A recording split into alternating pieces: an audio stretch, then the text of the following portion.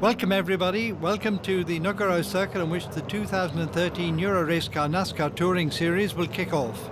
Ander Villarino showed he's still boss by setting pole in 1 minute 33.739 seconds from two newcomers, Frenchman Frédéric Gabillon second place and Swiss Jan Zimmer third. And they're off for the first start of the year. Villarino pulls off the whole shot from Zimmer and Gabillon, hotly pursued by Javier Villa and Anthony Gandon. Romain Iannetta, who started 7th, attacks and snatches 5th in the Épingle de l'École. Behind him, Freddie Nordstrom in number 44 passes Carole Perrin and sets off after Guillaume Rousseau. The track's still slippery after the nighttime showers as Roca Cousin and Douillet find out.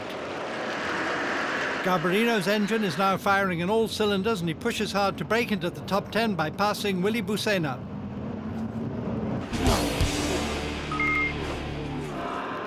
Up front, the battle rages for second place. Zimmer in the number 64 Gonno Racing Overdrive car comes under threat from Gabillon, Villa and Iannetta. While Villa falls by the wayside with engine failure, the Rapido Racing by still number 5 is back where it started.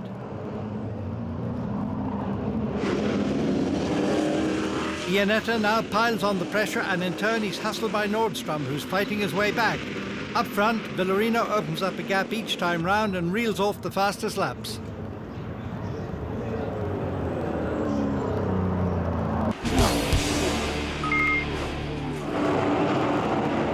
Battles all through the field. Just outside the top 10, Salish Barlicetti in the number 18 Scorpus Racing Forza Motorsport entry is now all over Steven Sabates. The still racing Convergence Racing driver locks up and the Indian slips past. Ahead of them, Nordstrom hunts down Iannetta, Zimmer and Gabillon in the scrap for second place. Carole Perrin goes out with the seized gearbox on her Autosport 42 Chevrolet Camaro.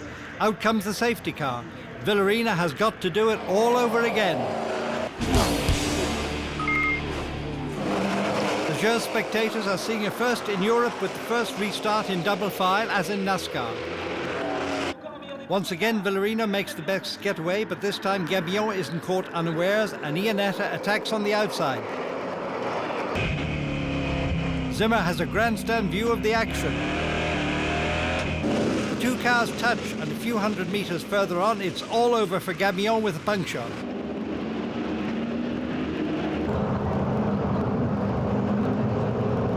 Nicola Rocca and Sebastian Douillet, Scorpus teammates, battle for a place in the top 10. Here, the Italian gets in front. On the next lap, the Frenchman nips back in front in La Caupen. On the last lap, Zimmer goes for broke and hits the anchors at the last moment to snatch second from Iannetta. And he does it! Wow! Villarino heads on to his first victory of the season, his 7th since the Euro-Racecar became part of NASCAR, to the delight of the TFT Banco Santander team. Nordstrom finishes 4th in front of Rousseau, winner of the Challenger classification, and Anthony Gandon. The local lad makes a great debut and shows his teammate Garbarino the way home. Zimmer celebrates his top 3 finish and his win in the junior category with a shower of champagne.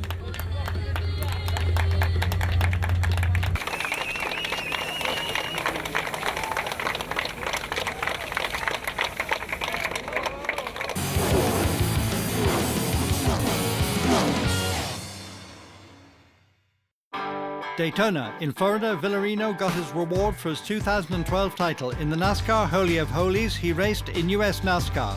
The Spaniard talks about his overseas adventures, one he won't forget for a long time. When I was arrived at Daytona, it was just, I was just surprised about how big were the facilities. The track was fantastic. Being there was a dream, so just being there, watching all the things that NASCAR has all around Daytona was really great. He was entered by the European team Exotics Racing by FJ. Yeah, the difference of the car from here, from Europe to the K&N car, it was not so big. Our car is less powerful, but it is lighter, so then the relation power and weight, it is very close. And then the big difference is the kind of track. It was an oval, and the kind of drivers you're facing, they know very well the ovals and the teams too. But when we didn't have problems, we were there. Our pace was very good. But then we have some technical problems and we couldn't finish the race, but overall I'm happy with the experience, very happy. Having raced a tour in our oval short track flat track, it was a big step to go there and to do it better. Obviously, you know the rules, you know the kind of track, you know how to drive into an oval, but every oval is different, so Tour was like a mini Indy with double D kind of corners, and the battle at the beach track in Daytona, it was like a small Martinsville or like a turn 11 or 12, I don't know the number, in Sonoma, 2 turns like this. So it was really interesting to know this kind of track, to drive there and to try to find a good balance of the car. Yes, if I had the chance to come back, there are a few setup things that I saw, set up in the car, that I saw that could be better, but it is obviously when you have the experience, you make laps and laps, and you see them. When you race a NASCAR sanctioned series, obviously your dream is to go racing to the States and racing more and more races in the States. Obviously it's not easy, but I would like to, and this first opportunity that I've had in Daytona has been really motivating one, and it's been a very big motivation, and hopefully I will go back to make some races there. I definitely would like to. It's been a huge experience. Being there in Daytona was really a very intense moment. Well, every moments were very intense, and it was fantastic. The Euro-Racecar NASCAR calendar includes the Tour Speedway 600-meter oval in the purest American short track tradition on 6-7 July. Easter Monday, and rain replaces the sun. Villarino again starts from pole from Gabillon, Nordstrom and Zimmer.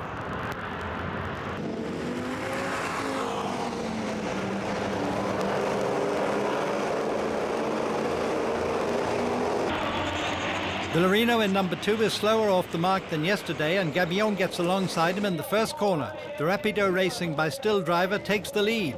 Zimmer tries the same maneuver on Nordstrom, and the 2 cars touch. Number 44 spins, and the Swede has to go through the gravel trap. Villarino is determined to get back in front, and he punts Gabillon onto the grass. Number 5 rejoins at the back of the field.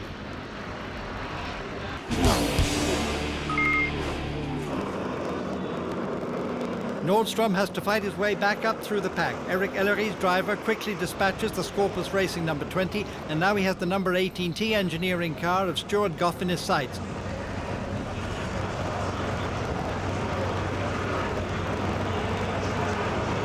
Freddie eats into the Brits' lead on the slippery track and gobbles them up in the Lac S's.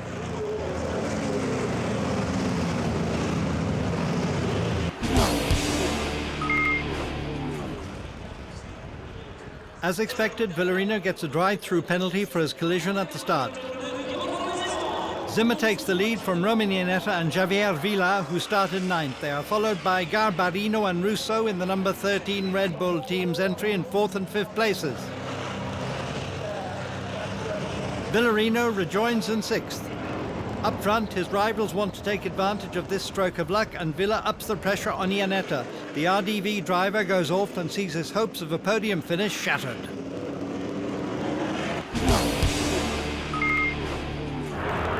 The duel rages between Zimmer and Villa for first place. Villarino is already back up to 3rd. The Spaniard in the Scorpus Racing car is all over number 64, but the Swiss hangs on to his lead.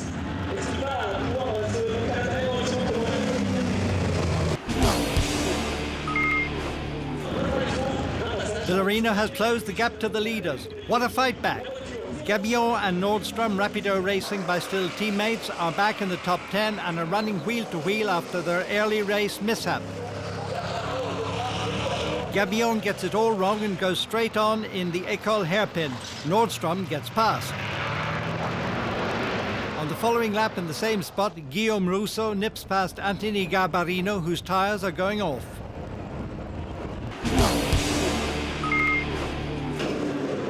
Zimmer is still in first place and Villa dives down the inside to take the lead. Villarino sees the opening and goes for it. A real NASCAR finish. Villarino's back in front. The two Spaniards have passed the Swiss driver on the last lap. And even though he spent the most laps in the lead, Zimmer doesn't score his first victory. The Swiss driver is bitterly disappointed.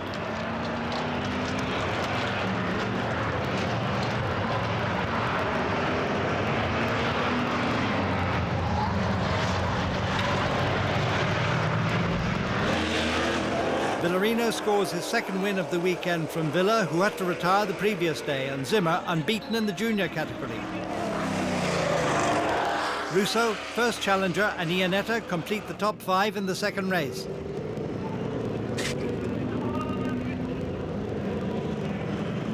Villarino doesn't celebrate his win in his usual joyful fashion. He knows he made a mistake and he will apologize to Gabillon. In the championship, Villarino leads with 95 points, followed by Zimmer and Iannetta. We're now about to follow the first open race of the first weekend of the 2013 Euro-Racecar NASCAR Touring Series. Aussie Josh Burden set pole in 1 minute 35.458 seconds, followed by local lad Anthony Gandon, Vincent Gonneau and Guillaume Rousseau. Scorpus racing driver Burden makes the best start from Gandon, Gonneau and Rousseau.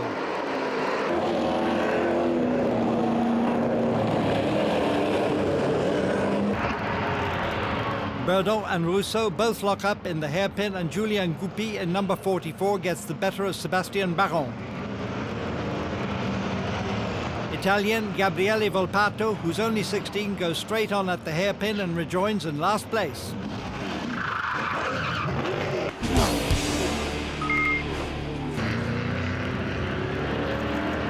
Goupy overtakes Gonneau under braking on the aerodrome straight.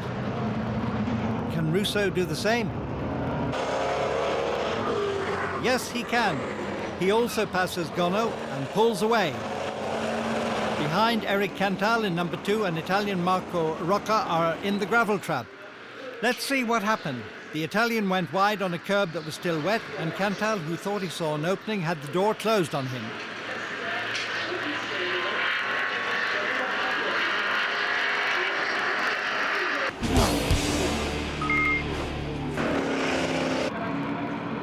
Volpato is making a storming comeback after his mistake at the start and puts the pressure on Joaquin Gaberon.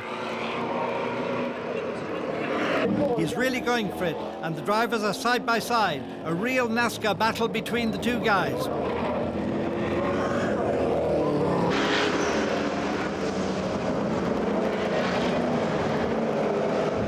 Volpato shoots past Gaberon thanks to a perfectly timed braking maneuver at the hairpin.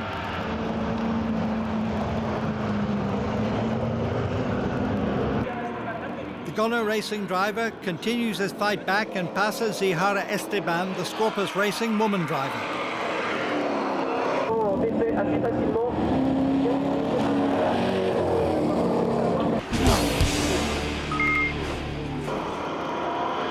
Goupy in the Rapido Racing by still entry and Rousseau in the Red Bull Racing team car go head-to-head for third place. They're not giving any quarter. Rousseau gets the better of Goupy in the hairpin. A great pass by the Frenchman.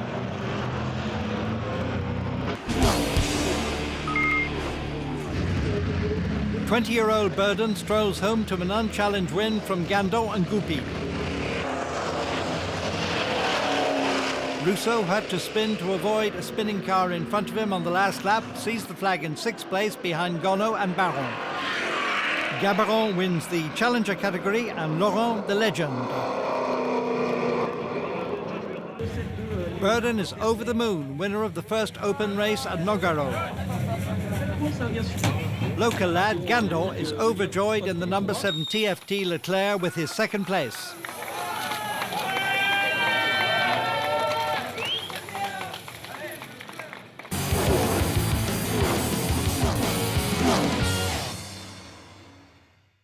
Initially, I was actually looking at NASCAR website and their, how their entry series is and how the basic series in NASCAR is, and then I realized instead of directly getting into the whole, I saw there's a Euro-Racecar series happening in France and it's happening in circuits.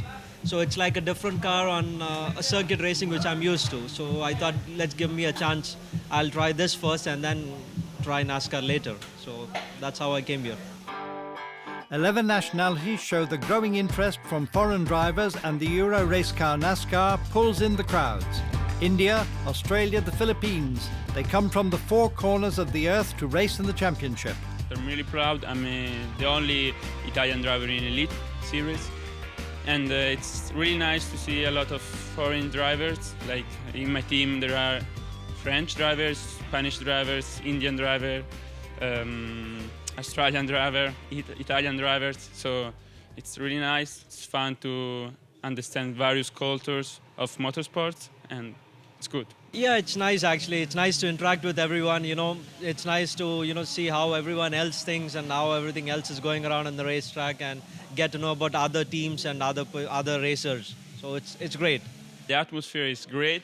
A lot of fans, a lot of passionate people for motorsports, a lot of music and fun, and the atmosphere is really cool. And I hope it stay like this all the races. Everyone here's been very welcoming. This is my third race, pretty much with the Euro-Racecar NASCAR series.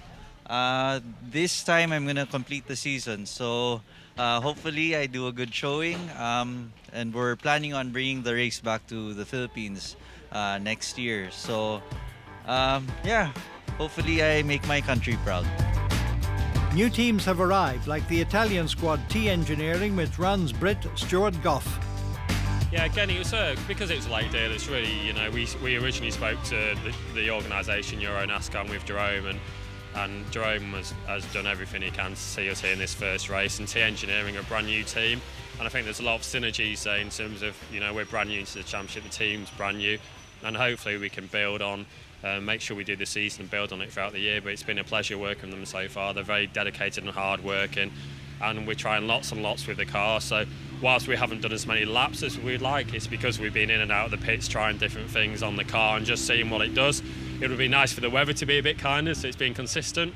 But no, it's fantastic. For me, it's culturally really interesting driving for an Italian team in a French championship.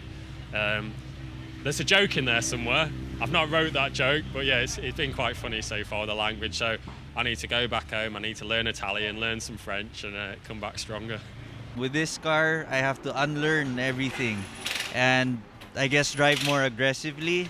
I guess it's just a character of the car. So learning curve in the wet, it's okay. My style is okay since I like to turn in a little slower. I'm a bit smoother on entry, but when it's dry, it likes more aggression in turn in. So hopefully I get that sorted. We'll see tomorrow.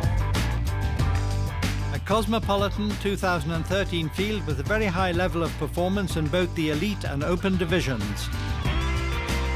So maybe the level of the drivers is a bit higher here, because in Formula there are a lot of young drivers, maybe first races. Here there are a lot of experienced drivers, so it will be difficult to compete here, but I try to do my best. The expectation for any racer would be for winning. So I'll aim for the podium, and I'll see how far I can get to it. It all depends on how quickly I adapt with the car and the circuit. So just keep my fingers crossed and focused on the racing. I'd like to travel to USA to race there. It's a dream. And with this series, it's also an opportunity, because if you win here, you will have a prize to compete in USA. So it will be really nice to race there, and now it's a dream. Oh yeah, definitely. Again, it's not my first race.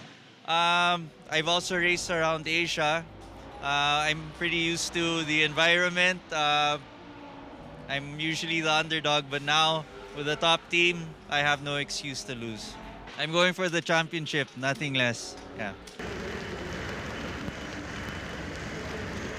Josh Burden is on pole again for the second race of the weekend. The Australian heads Guillaume Rousseau, Julien Goupy, Anthony Gandon and the 16-year-old Italian driver Gabriele Volpato. Today, as you can see, the weather conditions are absolutely dreadful. Burden makes a perfect start. In the first corner, Julien Goupy tries to pass Gono on the inside, and the cars collide. Behind, all hell breaks loose. Christophe de Fierlin goes sideways and hits Zahara Esteban in number 9. This brings out the safety car for a restart in double file.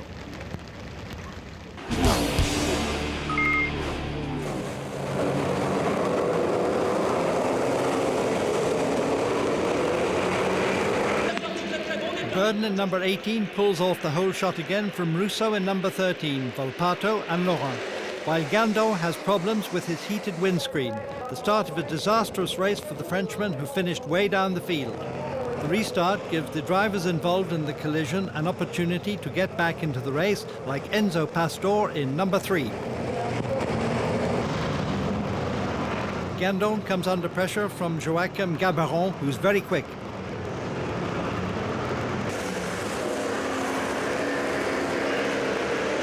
But look at this, Gandon spins, but he manages to get it all back under control.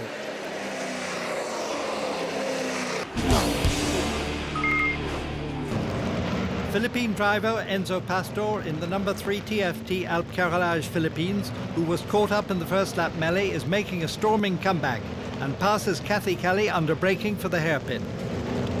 Eric Cantal, who started from the back of the grid after his retirement the previous day, also slips by Kelly.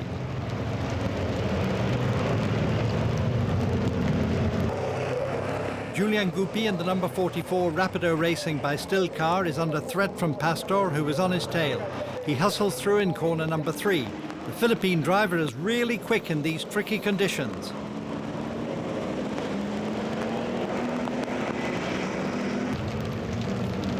And there's no stopping him as he shoots past Jérôme Laurent at the end of the straight on a soaking wet track.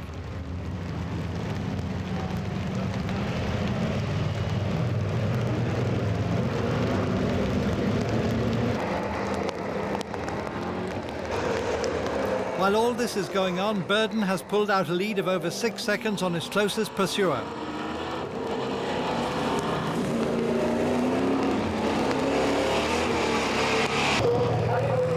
He carves his way through the tail-enders, including Anthony Gandon, his previous day's rival.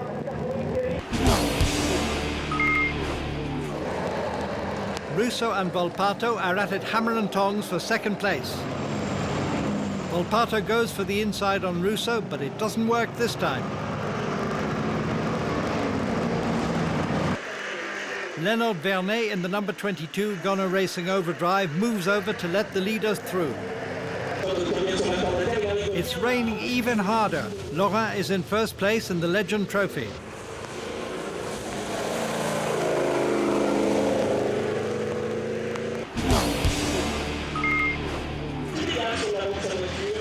Last lap, Burden is caught up in traffic with just one corner to go to the flag. Last corner for the Australian as the rear of his car gets slightly out of line. He takes the checker for the second time this weekend from Russo, who has managed to fight off Volpato. Pastor's stonking fight back from last place nets him 4th spot. I had a few problems with lap traffic again. They don't seem to watch their mirrors in this category, but I think there's a few newcomers, so I'm sure they'll get better with a bit of experience. Also extremely hard to see out there, fog, so I'm pretty happy for the team. Forza Motorsports, Xbox, sponsors come on board. It's good to give them the number 1 position, and I think we're all in a bit of a confidence boost at the moment, so bring on Dijon. In the championship, Burden's perfect 10 score puts him in the lead with 96 points from Guillaume Rousseau and Julien Goupy. Next rendezvous for the Euro-Racecar NASCAR Series, Dijon, 11-12 May.